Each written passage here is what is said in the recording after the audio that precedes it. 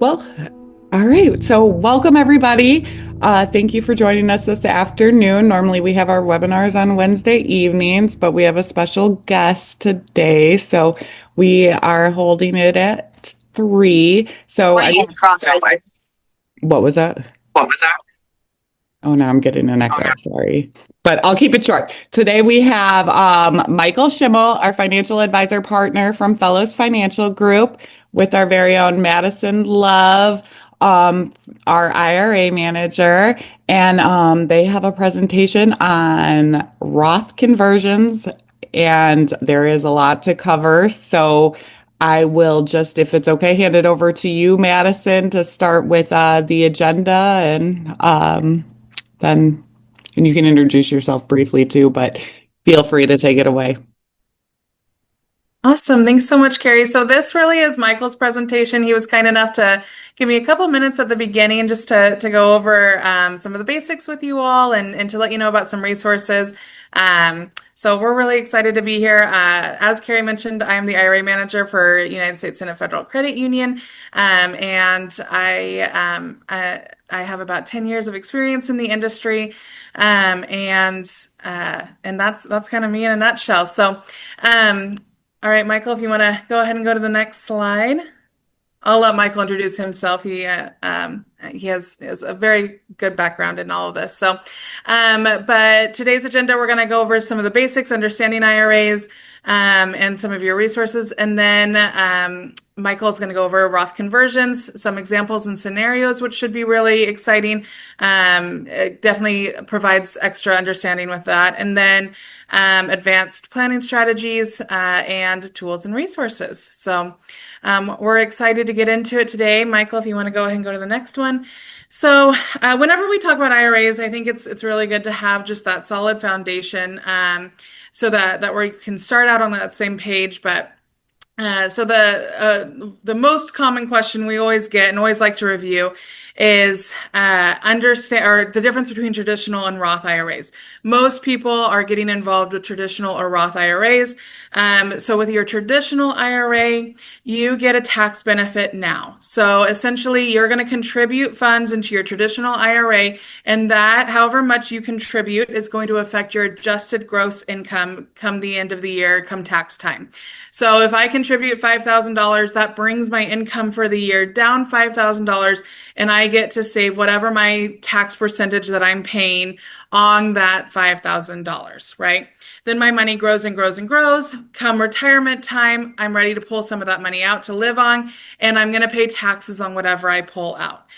Because this is a tax deferred account, you do have to start taking distributions starting at age 73. For now, and you just pay taxes on whatever you take out. But ideally in retirement, you're going to be, well, not maybe not ideally, but typically in retirement, you're in a lower tax bracket, so you're going to be paying less taxes at that time, theoretically. Versus a Roth IRA. A Roth IRA, you do not get a tax benefit right away. So you contribute already taxed dollars. So I contribute $5,000. My adjusted gross income stays the same. I pay taxes on that $5,000. And then it grows and grows and grows and grows. Come time to take that distribution, I don't have to pay any taxes because I already did. As long as you do it right, as long as you're, using it for retirement and things like that. So, at that point, my earnings never get taxed. So, if you are in a situation where you have time on your side, you're younger or you're starting out in your career, things like that, a Roth can be really, really beneficial because your earnings can grow so much that there's a bigger tax break. So it really depends on where you are in life, what benefits you're looking for, what you need to determine whether you need traditional or Roth. So I always recommend talking to a tax advisor. I think everybody should have a tax advisor. Michael is a great one. Setting up a meeting and figuring out what your needs are is always the right idea.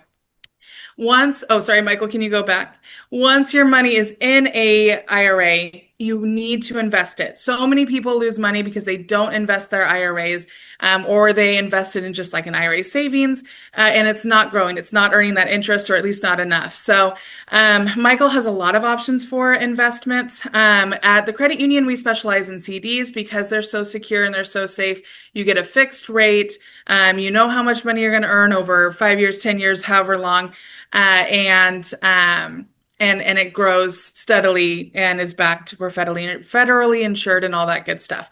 If you're interested more in like stocks, things like that, Michael has more options for you. All right, now I'm ready. Thanks so much. And then we did just also want to go over some resources that we have for you. We know that IRAs can be, overwhelming or kind of a lot to digest. And so we have a few resources for you that we want to remind you of. A lot of them can be found on our website, so the USSFCU.org website. One is Retirement Central. So if you go to our website and you click on personal, you can click on IRAs and it'll take you to our Retirement Central page. It is like a third party, so you'd have to click to acknowledge that you're leaving the page. But it is a completely vetted, completely trusted resource. They have great things like planning calculators. They have definitions on there, and also you can put in a request. So if you want to open up an IRA with the credit union, that is a great way or a great place to do it. We also have the Best Life section, and this section is really great because it has a ton of articles, guides, and educational resources on it. And so definitely worth checking out. And you can also see like past webinars, things like that. And then we also have personalized IRA support. So you can call the credit union at any time, ask to speak to anyone in the IRA department, and we would all be so happy to talk to you. We are not tax advisors. We do not give tax advice, but we can tell you what we're seeing is happening. We can talk to you about your personal circumstance. We can talk to you about what we would do and what we see other people do. So, and then also you can have personalized IRA support through Michael. So, and he'll have his information up at the end, and you can set a meeting with him as well. So, and then that is my portion of this webinar. So we're going to pass it over to Michael, and he's going to get into the reasons that we're all here with those Roth conversions. Thanks, Madison. Great introduction. And the credit union is a wonderful resource for education on IRAs, Roth conversions. This is part of our ongoing education effort. Again, my name is Michael Schimmel. I am with Fellows Financial Group. We have been partnered with the credit union for over 6 years now. We are here as a resource and an advocate for the United States Senate Federal Credit Union's members. So today we're going to talk a little bit about Roth conversions. And it's important that we talk about this because it is, there's an old saying, death and taxes, those are the only things that are for sure. That's probably true, but Roth conversions can kind of help maybe limit some of those taxes. You're not going to necessarily avoid all the taxes, but you're going to limit it. So I figured we'd just start off real simple. What is a Roth conversion? So say you've been saving over the last 10, 15, 20 years, and you've got a 401k or traditional IRA, sitting, maybe it's invested, maybe it's in CDs or a savings account.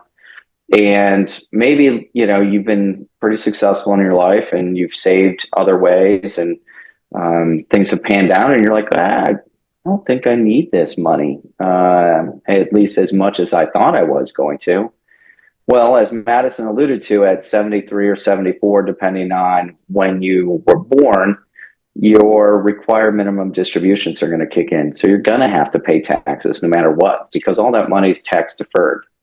So what is a conversion? The conversion is an actual... Daddy out there? Daddy out there? I'm sorry, somebody's not on mute.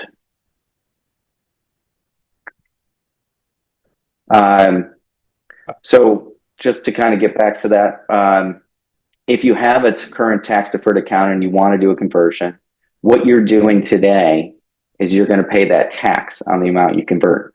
Now, do you need to convert the full amount in your IRA? No, you could do a portion. Some people will take portions each year. The whole goal of it is to lock in your tax liability today and protect any future earnings from the IRS later in life. So you're capturing today's tax bill, but you are protecting yourself from future growth, which you would have to pay taxes on, or future changes in the income tax bracket or income bracket. Both of those could affect how much you're going to pay in the future. And most people retire in their 60s or early 70s. Most people will live well into their 90s. So that's 20 to 25 years of potential retirement that you'll be utilizing this money. And if you're utilizing it in a tax-free fashion, it's more efficient, it goes longer.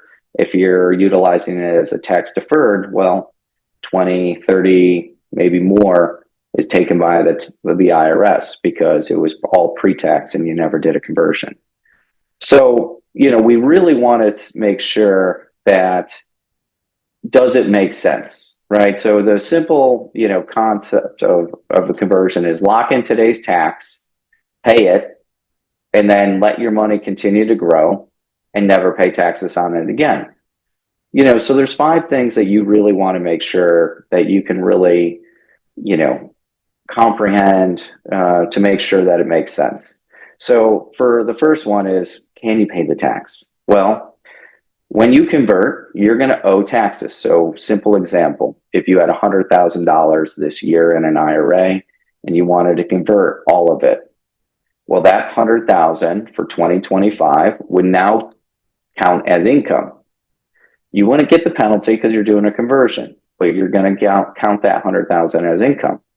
So if that 100,000 is now going to be taxed as an income.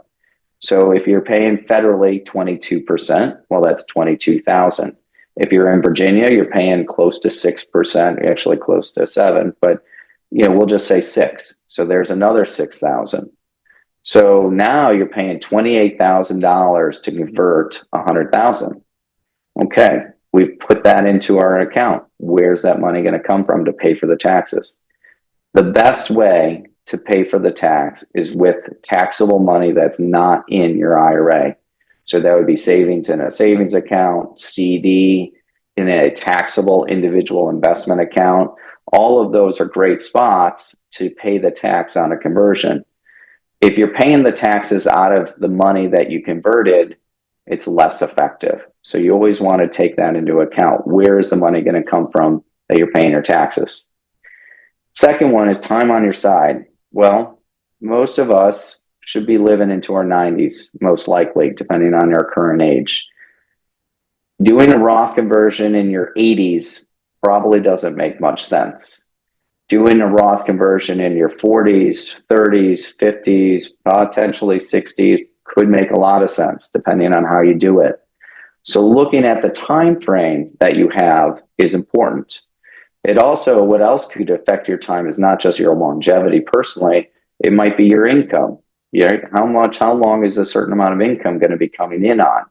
So we're going to look at, you want to evaluate how much time do you think you have to make this conversion, and does it work? What are you going to make in retirement? Are you going to make more, less, significantly more, significantly less? Unfortunately, most people think they're going to actually make less. And I say unfortunately from a tax perspective. It's a great thing in reality. But most people who are diligent about saving and converting and looking at converting, you normally have decent assets lined up. You've got Social Security. You may or may not have a pension from the federal government or from a company. You might have annuities that are providing income that you did earlier in life. So when you start adding up all your income sources later in life, you actually might not drop as far down in tax brackets as you think you would. The tax brackets at 22 and 24% are pretty wide, and it keeps a lot of people inside of those brackets. So going down from 22 to 12, which is the next lowest, is really difficult to do, especially when you've got dual incomes and you're both making Social Security, or if you have a pension and you save well, or if there's an age difference before individuals. One might be taking RMDs now and you're 10 years younger and you're like, I don't have to take them, but you still have to you're still filing together. So you got to take into that account. Are you going to earn the same, more, less? What income sources are already going to be coming in? And then you got to look at, what scenarios really apply to you. And so those are really important. You've got to really understand, what do you think, is the IRA at a low point? Maybe we're in a market pullback.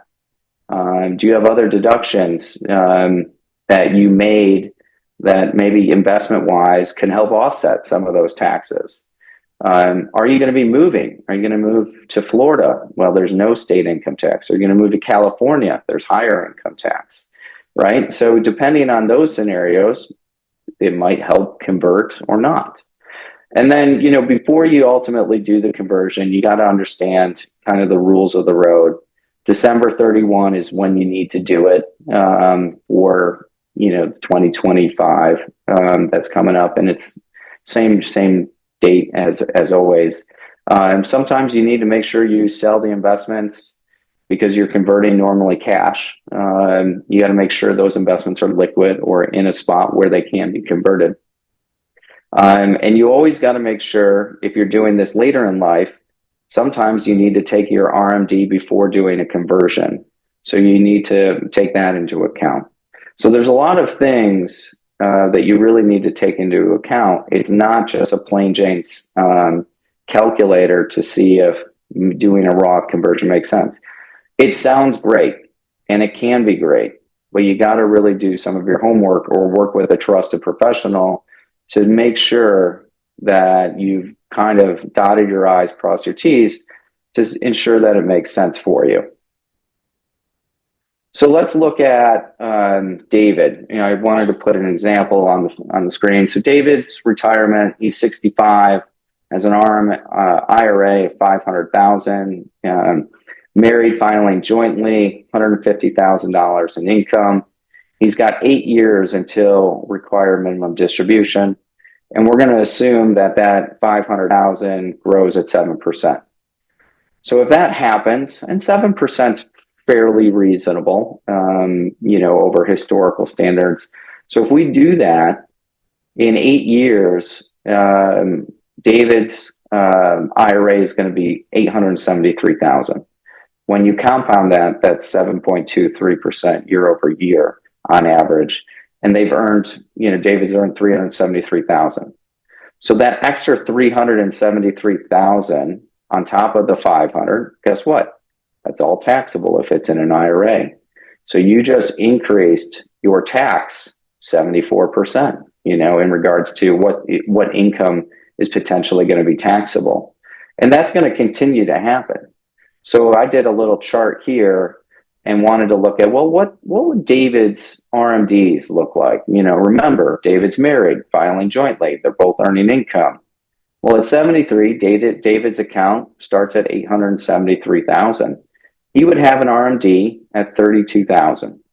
Okay. Well, David, maybe, at 73, guess what? Social Security's already on. So he's probably making another $30,000 in Social Security. So now he's making 62. If his wife's the same age and saved about the same, well, now their income's 120,000. They're at least in the 22% bracket. So they keep taking their RMDs, and this is just David on the screen. And most people think, well, if I'm taking my RMDs, the account balance is going to go down. It's got to, right? And it does. What I'm showing here is you're taking your RMD and then you continually have your money still invested. You're not just when the RMDs kick in, doesn't mean you go to cash. So maybe you go a little more conservative because you want to make sure you preserve your wealth, things of that nature.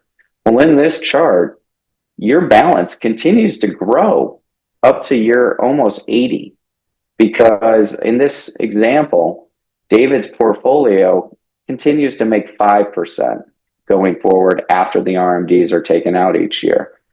So even at 5% on average, your balance goes up. The RMDs start really kicking in at 80 and start lowering that principal balance. Now, if David continues to take out his distributions, what happens? Well, by 90, his RMDs have doubled. And if we times that by 2, his wife's are doubled. And then you've got Social Security that's still there. Now David's in the 24% bracket. He's paying more money on his distributions, and he keeps doing that till 95. Well, at 95, he's taken out 68,000. He still has 569,000 sitting in his account. Well, if David never uses it, it's going to be passed on to his beneficiaries. Well, his beneficiaries now have 10 years to take that money out, 1/10 per year, and they're going to be taxed. If it's kids, most likely your kids are at the highest peak earning years, which means they're going to be in a high tax bracket and they're going to be paying a higher level.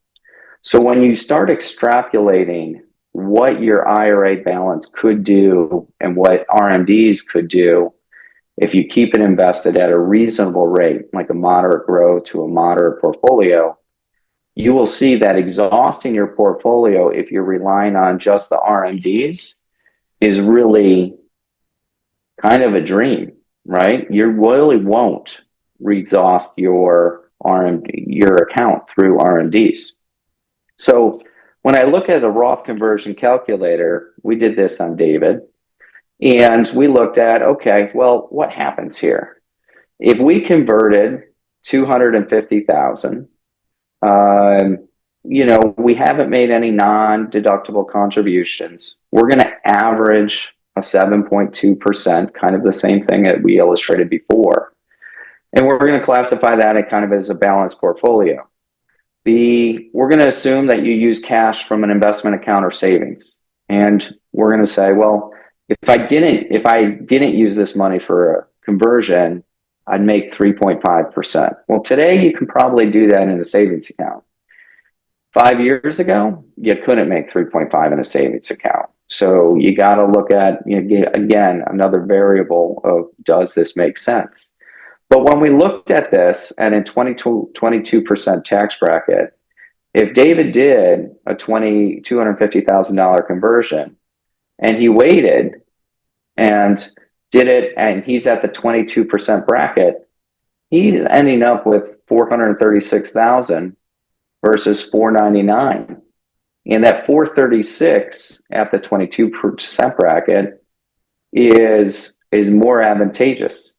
As you can see, if you look right on this chart, if your tax bracket goes up or maybe legislation changes, you're going to have even more money from a conversion perspective. And by the way, that 436 is not taxable. That's all growth. And if you pass away and it goes to your kids or your wife, it's not taxable. Kids will still have to use it in 10 years, but it's not going to be taxed. Each time they take a distribution, it's not taxed.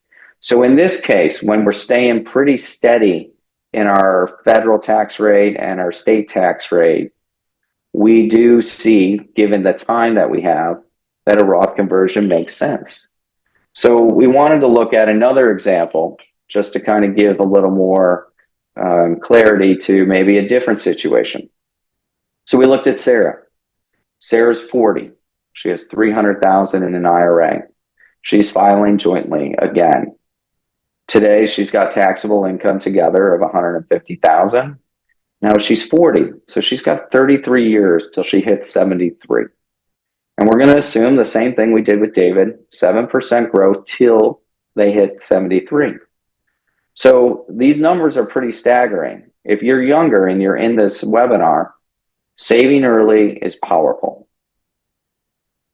What happens is Sarah would have $3 million roughly at a 7% annual rate after 33 years. Now, that's a significant dollar amount. That $3 million is all taxable. So if you just say, well, I'm going to take a third out for taxes, it's $1 million taxes that you have in liability, right? Because the compounding effect really kicks in the longer you have. And so now Sarah, put in, maybe a few $100,000 over her lifetime, and it's worth a few $1 million. So in this scenario, every 10 years she continues to wait, theoretically, that 3 million turns into 6 million. So now let's look, well, okay, we're at 73. I'm going to start taking, my required minimum distributions, and I'm going to bring this down. And hopefully I'm not in a high tax bracket. I don't have a pension. I was a really good saver in my IRA. Well, at 73, an IRA at that level would be 113,000. At 75, it's 124, and therefore. And then just to reinforce kind of, hey, we're not ever going to be able to spend it all the way down. At 95, she's taken out 235,000 a year and still have 1.9 million, almost 2 million sitting in an IRA that will get taxed at some point. So the question is, well, what do we do? Was a conversion worthwhile for her? And when we look at the conversion calculator, and there's a few out there, Fidelity has one, Schwab has one, there's various other resources out there, not to mention the ones that the credit union has links to. But when we did a conversion, if we just took the same $250,000 that we converted for David, but we're doing it for Sarah because she's got longer time, well, now she's got an extra $240,000, at least, $251,000 at the 24% bracket. So as you can see from the chart, you move a little right. Well, as Sarah's RMDs keep going up, married, should probably graduate into the 32% bracket at some point. And that's if tax brackets stay the same. So we use Roth conversions as a way to mitigate future tax liability. Sometimes you've been successful and you don't need the money in your IRA, or you're not going to need all of it. You'd rather position it for your heirs. Or maybe you're younger and you didn't know. I see this a lot with people with TSPs. They don't do a very good job explaining that you have the option to put money in after tax in a Roth 401k, in a Roth TSP. It's still within your TSP, but it's in the Roth bucket. And that, now you don't even have to do a conversion later in life. You've always been putting money in the Roth. Putting money into the Roth locks in your tax liability today when there's so many variables later in life. The common assumption that I'm going to be in a lower tax bracket later in life is ultimately normally false. Most people stay in the same bracket or potentially move higher. And so looking at a conversion today, depending on your situation, could be very advantageous. So key insights for really what looks at this. If you're younger, like Sarah, and you've been a diligent saver, and you just didn't put money into a Roth because you didn't know about it, nobody told you, whatever the reason, could you do it today and it'd be very advantageous? The answer is yes. But the timing affects it. Growth potential, right? Your risk tolerance, that's going to affect it. Do you want to do a Roth and then have that money be super aggressive? Well, in both of our examples, we said about moderate growth. Well, if I increase that growth to an average 8% versus 7%, that's going to make the Roth conversion a whole lot more appetizing. And lastly, one size does not fit all. There's a ton of variables to look at this and things that you need to take into account of what ifs to make sure that it's good. We always say, consult a financial professional and then also consult a tax advisor. I'm not a tax advisor, but we do work in this arena very closely with our tax professionals to make sure that it's more advantageous. In the end, this is something that should be considered for everybody. And doesn't mean you're always going to get a yes, but it should be a consideration. So there are some advanced planning opportunities that makes this conversion maybe a little more appetizing. Maybe you are going to have a liquidity event, or maybe you are going to make a bunch more money and then your income's going to drop significantly for a year or two.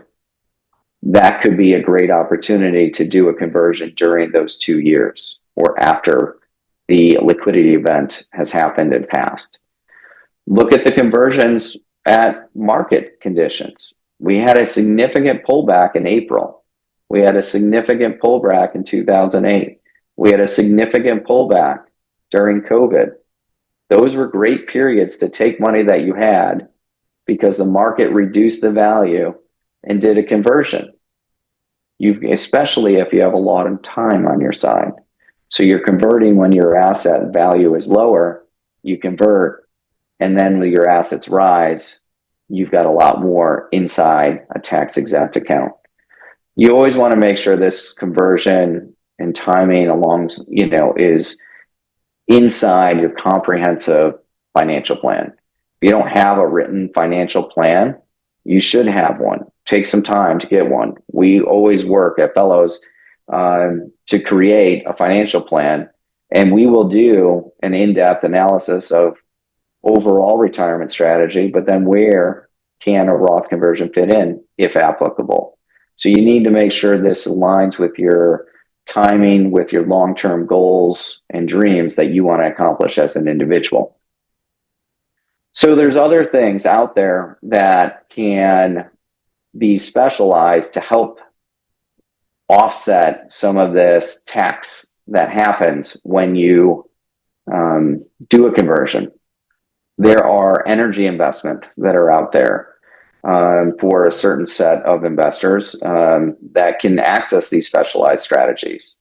So energy investments, you could be investing in an energy sector, and because you're doing it in a certain way, the upfront deductions actually help give you a tax benefit. They're tax advantaged investments.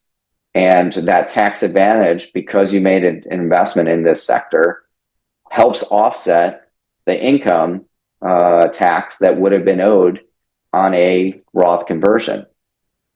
You might want to look at real estate strategies.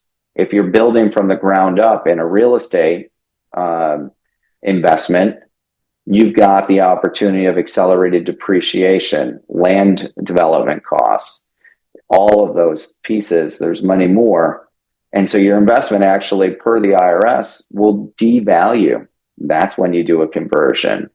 It's devalued on paper, but your investment is still your initial amount. And then the project's done, it sells, and you should get your money back plus a healthy return. So we call these things alternative assets, and they create flexibility and help improve the conversion timing and effectiveness. So I put together one simple slide just to illustrate it. It's, right now we're using $1 million. You can use $100,000. But in this example, you could do a regular conversion, IRA to, and you just pay your tax. If you're at the 40% because you converted $1 million at once, you would be paying $400,000. Well, in this case, if you accessed a traditional IRA and turned it into an alternative IRA, and then you utilized one of the things that I spoke about earlier, maybe real estate, maybe energy, you get a discount captured by various deductions that are available to these companies via the IRS. And it reduces that value on paper. So that million, in this case, turns into 500. Well, now, because it's valued at 500 on paper, you're going to convert. Well, that conversion only costs you 200 versus 400. Well, you still have $1 million investment in this vehicle that you chose. Well, that vehicle over the next 5, 10, 15 years, depending on what it is, continues to appreciate. And so now that $1 million, ultimately, when it's done, could be worth as much as $2 million. And now that whole $2 million is tax-free in a Roth. So this is a very broad example of what can be done, but we work with clients all the time to leverage these strategies and advanced planning techniques to help do it. Not everybody needs to utilize these advanced alternative Roth IRA conversion examples. They can utilize the regular one, and it can make a lot of sense. But again, there's a lot of questions we have to answer in the beginning and ensure that we have a good grasp on the whole process. So in kind of closing, Roth conversions Are they a good thing? Absolutely. Are they right for you? Don't know. There's a lot of questions you need to ask yourself and look at to see if they make sense, right? Timing matters. What does your time horizon look like? Are you young? Are you older? Just because you're older doesn't mean it doesn't make sense. You just need to look at all the pieces of the puzzle based on your income, the expected growth, your goals, your liquidity. And then are specialized strategies appropriate for you or not, right? They may or may not be. But harnessing kind of a webinar like this to kind of get that conversation started, and then talking with a financial professional, a financial, wealth advisor like myself, or maybe your CPA, those two should be hand in hand in a conversation to be looking at, does this make sense for you? But overall, they can make sense. It just depends on how you're doing them and when you're doing them. Not always, but a lot of times they can. So with that, I appreciate your time. Again, I'm always here to provide additional guidance. You can reach out to me via the United States Senate Federal Credit Union. You can schedule a one-on-one introductory phone call with me, or a Teams meeting, and we can talk through your situation and see where that goes. We want to make sure that members are creating the most amount of wealth and being in the most tax efficient way as they can at all times. So with Carrie, Madison, I'll love to send it back to you guys. Thank you, Michael. And I'll go ahead and share your contact info. And then we do have some calculators and stuff and links to the slide as soon as we get done here. But we have some questions, and I'll kick it off if you don't mind. The first one is, how can I make sure that the RMD will not put me in a higher tax bracket? Sure. So you really need to I would get out a piece of paper and look at your income. I would, write down, hey, I'm making a pension. What's that?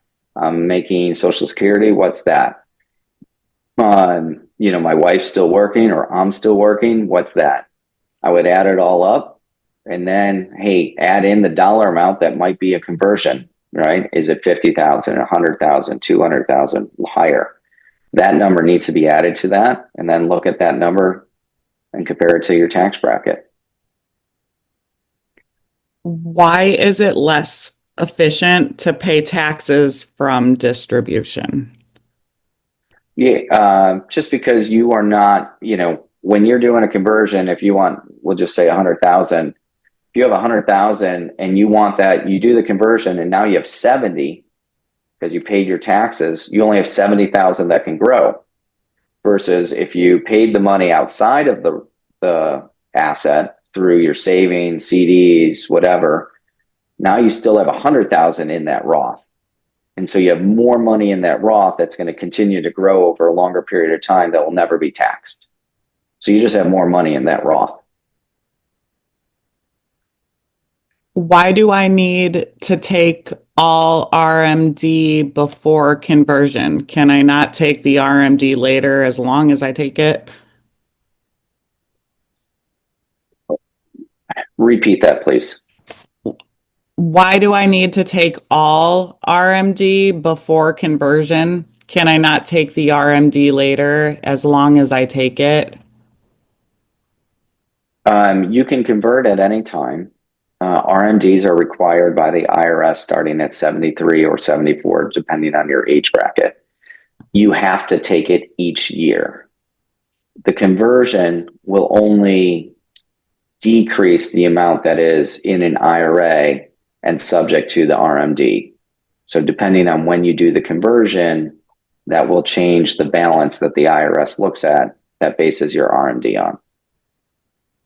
Hey, Michael, if you could confirm that this is correct, but if you're planning on converting the entire IRA and you're of RMD age, I believe that you need to take out the RMD first before you're able to convert the entire IRA. Is that correct? That is correct. Can you discuss RMDs on IRMAs? IRMA. Yeah. IRMA is basically what you pay for health insurance for in Medicare. So if you significantly increase, you do a large conversion, IRMA is based off of your prior year income. So that could mess up what you're paying for a year in IRMA. And it is only a 1 year thing because each year IRMA is adjusted based on the previous year's income. So if you did it all in 1 year, for instance, it's 1 year that's messed up that you're paying a higher IRMA on an annual basis. That following year, it would go back down to your normal income level. What about converting a TSP balance to a traditional IRA at retirement? Yeah, so anybody that has a TSP, it's TSP and 401k and IRA are all treated the same from a tax perspective. They are all pre-tax. So if you have a TSP, you can move that into a traditional IRA. There's no tax benefit and there's no tax penalty either. It's agnostic. Normally, when you leave the federal government or you leave an employer, a 401k, 403b, normally you should take those accounts and move them into a traditional IRA so you don't have accounts hanging out in multiple spots. It probably improves your investment selection by having it in a traditional IRA. There's a lot more investment options in IRAs than normally inside 401ks or the TSP. What ways exist, if any, to convert traditional IRAs over the Roth IRAs that minimize or possibly avoid tax implications? In what ways convert traditional IRAs over Roth IRAs?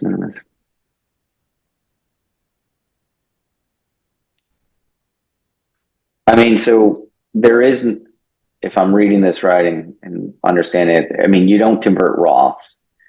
Traditional IRAs will always convert to Roth. And depending on the variables that we discussed or the investment vehicle, you can minimize or offset the total tax implications. So that's a longer conversation, but there are ways to offset or significantly reduce your tax liability on a conversion depending on your situation. Are there any limits on converting? Not that I'm aware of right now. Back to the IRMA. IRMA. Okay, so it's not IRMA. I guess Yes. Yeah, it's IRMA. Okay. Yes, the look back is 2 years of income, but in my situation, you are only doing a conversion 1 year. So it could effectively hurt you for 2 years in having a higher amount that is owed during those 2 years. However, when you're looking at that, and if you're doing a significant dollar amount in regards to a conversion, it's well worth it. I mean, you could be shielding or removing hundreds of thousands of dollars in future tax liability. If your IRMA went up from $120 to $400 a month, that's a $300 difference, $3,600 a year. It's not earth shattering, but again, that would be something that's taken into consideration when looking at a Roth conversion for individuals. Should conversions happen at the end of this year in December or before April next year before RMDs happen? Conversions have to be done on the calendar year. Can I convert 20K this year and 25K in 2026? You can convert any dollar amount that you want in any given year. All right. Depreciation for real estate in IRAs. Can you? You want me to elaborate on that? Yeah. Okay. So there's strategies where you can go into investments, we'll just call them real estate investments, developments, that you put in a certain dollar amount. And because you're in the project and as a limited partner, you're in the project as an investor, you get benefits because of that ownership. And that ownership is normally done in an IRA. And because of the project nature, there's depreciation, right? There's land acquisition cost, there's depreciation cost, there's equipment depreciation, there's various other things out there that when builders are doing these projects, they get to take from the IRS perspective and reduce the value of what maybe the real cost up front was. And so a simple example, 100,000 in gets depreciated 50% because of all those things that I talked about. You do the conversion when it's depreciated at 50%. So now you're only paying taxes on 50,000 versus 100,000.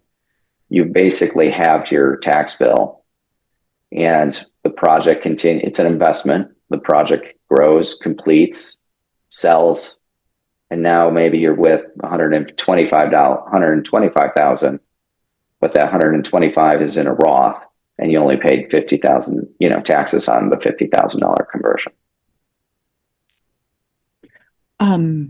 If converting takes you to the highest tax bracket now, is it still worth converting? It definitely can be. It depends on your overall situation. I wouldn't be scared of going into a high tax bracket through a conversion if it's done in the correct way.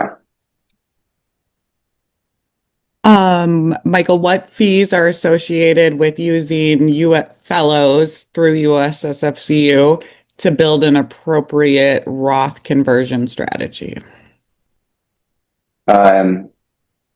Depending on the situation, we have a complimentary conversation, one or two, to make sure that we're a good fit. And then from there, depending on the scope, it's going to depend on the scope of what we're doing, the complexity of what we're doing.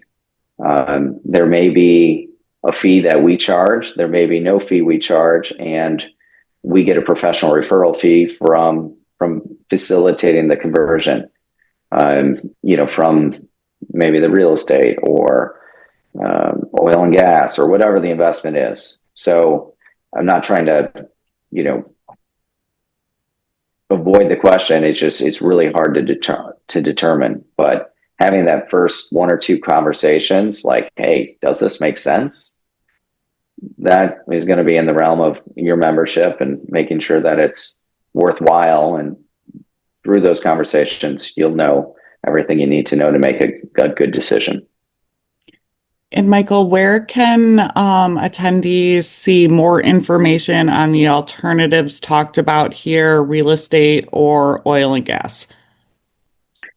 There's really no spot that, has a spot, to, a Rolodex of sorts to look up all the investment options that are inside of that. That's where you have to have an advisor to access those things. So either reaching out to me, reaching out to your current advisor, asking about alternatives. If they don't know what they're talking about, they might not do them. I won't say most, a lot of advisors don't do them. They're not licensed properly to do them. They don't have the access to do them, or they just do not have the knowledge to do them. So not every financial advisor or wealth advisor will be able to do them. It's just, that advisor's prerogative. Why don't you put the slide back up that has your phone number and email while I finish the last question? To confirm, a specialized real estate strategy seems to be based upon real estate investment vehicles as compared to personally owned property, correct? Correct. You're not utilizing personal property. All right.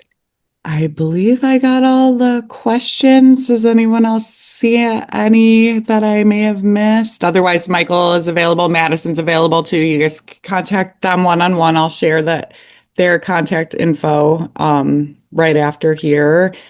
And if there's anything, Yeah, Carrie, Michael. I would just close with, it's a complicated subject. Today was just a kind of a simple taste of, what a Roth conversion is, how the credit union can help, with, the CDs and facilitate kind of some really nice, safe options. But if you're in a position that you want to look at conversions, what does it make sense? Should I be using these alternatives? Do I qualify to use those alternatives? Love to have a conversation, or I encourage you to reach out to your professional and have that conversation. All right. Well, all right, perfect. Yeah, and if there's no other questions or no one wants to come off mute, then Hello? hi. Sorry, I I enabled a member to speak, so he may have a question. Just a little background. Go ahead, sir. I do have a quick question. With respect to a traditional IRA that was made some time ago without taking the deduction, in other words, you didn't qualify for the deduction, but you still made the investment in a traditional IRA. Are Yep. those IRAs treated in effect like a Roth for tax purposes? No, your basis is never changes. So we'll just say you have a $500,000 IRA and 100,000 of it you put in and never deducted because of whatever reason. Mm-hmm. That 100,000 you can take out at any time, but the 400,000 in gains will be taxed when you have to, and required to be taxed as RMDs. Okay. So obviously that IRA could then be converted to a Roth then, I assume, right? Yes. And Yep. they would handle the initial investment or basis in some fashion at that time? Yes. Yeah. Okay. Great. Appreciate it. You're welcome. Did that also cover the 8606 and traditional IRA question? What about? Yes. Okay, sorry, it's new subject to me. Okay. And I will send the slides. I put a link to the slides in the chat. I'll send them out by email and the link to Retirement Central and some other calculators that we have through there. Michael, really quick, elaborate on what TSP stands for. For a savings plan. And I believe that's it. Cool. Oh, can a current CD be converted to a Roth CD? Madison, a question for you. Yeah, so anything that is traditional funds can be converted into a Roth. So absolutely. Now, if you're breaking a CD, then you're breaking a CD, and we would have to go over that. But absolutely. And I'm so sorry, Michael. I asked the TSP question wrong. Can you elaborate on what you said about TSPs a moment back? I'm trying. And so I said TSPs. So a lot of people in TSP don't know they have a Roth option. You can contribute as a Roth. Your contributions can go in as a Roth. TSP is the same as a 401k, 403b in regards to tax protection. It's an employer plan. Your employer with the TSP, though, is the federal government, so they call it something different. There are a few nuances, but in the big scheme of things, it's largely the exact same thing as a 401k, 403b, things of that nature. And normally you have limited options in 401ks, 403bs, TSPs. So when people stop working, it normally makes sense to have a consolidation point or roll them into a traditional IRA or a Roth IRA, so you have more options from an investment perspective, depending on your personal situation.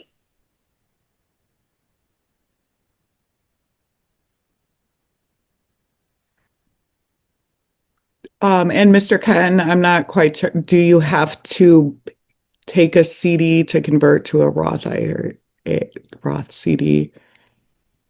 You would have to take it out of any traditional asset, whether it's a CD or an investment, and move it into a new Roth IRA, Roth CD, Roth investment. I'm not sure if that was a question. I'm not seeing. It might be, do you have to break a CD? Now that I think, do you have to break the CD? Yeah, I think Michael answered it really well. But yes, like if it's currently locked in a CD, you'd have to break that CD and then end that investment. And like Michael said, convert it, and then you can invest in a new CD.